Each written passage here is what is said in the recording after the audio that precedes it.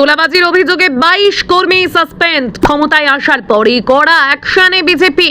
বড় বার্তা রাজ্য নেতৃত্বের। শুরু থেকেই জিরো টলারেন্স নীতি। ক্ষমতায় আসার অল্প সময়ের মধ্যেই দলের ভাবমূর্তি নিয়ে বড়সড় চ্যালেঞ্জের মুখে পড়েছে রাজ্য বিজেপি। বিভিন্ন এলাকা থেকে দলীয় কর্মীদের বিরুদ্ধে তোলাবাজির অভিযোগ সামনে আসতেই এবার কঠোর পদক্ষেপ নিল রাজ্য নেতৃত্ব।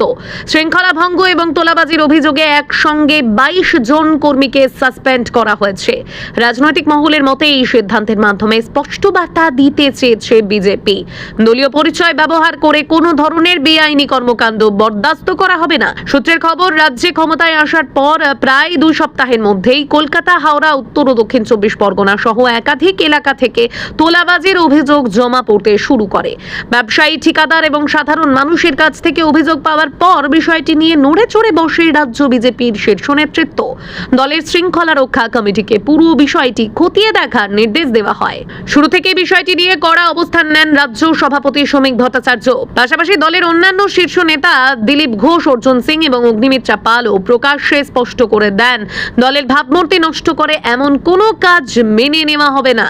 একাধিক সভা ও সাংগঠনিক বৈঠকে তারা কর্মীদের সতর্ক করে বলেন, ক্ষমতায় আসার অর্থ এই নয় যে দলের নাম ব্যবহার করে কেউ ব্যক্তিগত স্বার্থ চরিতার্থ করবেন। কয়েকদিন আগে দলীয় কর্মীদের উদ্দেশ্যে শ্রমিক ভট্টাচার্য কড়া বার্তা দিয়ে বলেছিলেন, তৃণমূলের ছেড়ে যাওয়া এই তোলাবাজির সংস্কৃতি না ছাড়লে ডিবের অভিমুখ ঘুরে যেতে পারে। তিনি আরো সতর্ক করে জানান, 15 দিন সময় দিচ্ছি, শুধরে যান, নয়তো এরপর পস্তাতে হবে। রাজনৈতিক পর্যবেক্ষকদের মতে সেটি ছিল শেষ সতর্ক বার্তা, কিন্তু সময়সীমা শেষ হওয়ার আগেই অভিযুক্তদের বিরুদ্ধে ব্যবস্থা নেওয়া হলো। দলীয় সূত্রে জানা গিয়েছে, অভিযোগ পাওয়ার পর প্রায় 250-র বেশি কর্মীকে শোকজ নোটিশ পাঠানো হয়েছে। প্রত্যেকের কাছে লিখিত ব্যাখ্যা চাওয়া হয়েছিল। পরে সেই জবাব পর্যালোচনা করে দেখা যায়, প্রায় 80 জন কর্মীর ব্যাখ্যা গ্রহণযোগ্য হওয়ায় তাদের বিরুদ্ধে জারি হওয়া শোকজ প্রত্যাহার করে নেওয়া হয়েছে। তবে অনেকেই নির্ধারিত সময়ের মধ্যে কোনো উত্তর দেননি। আবার যারা উত্তর জমা দিয়েছেন তাদের অনেকের ব্যাখ্যাও সন্তোষজনক বলে মনে করেনি শৃঙ্খলা রক্ষা কমিটি। সেই কারণেই প্রথম দফায় 22 জন কর্মীকে সাসপেন্ড করার সিদ্ধান্ত নেওয়া হয়েছে। প্রয়োজনে ভবিষ্যতে আরও তদন্ত ও সাংগঠনিক ব্যবস্থা নেওয়া হতে পারে বলেও ইঙ্গিত মিলছে। রাজনৈতিক বিশ্লেষকদের মতে এই পদক্ষেপ শুধুমাত্র শাস্তিমূলক নয়, বরং দলীয় কর্মীদের জন্য একটা স্পষ্ট বার্তা। ক্ষমতায় আসার পর বিরোধীদের প্রধান অভিযোগ ছিল বিজেপির কিছু কর্মীও তোলাবাজির সঙ্গে জড়িত হয়ে পড়েছেন।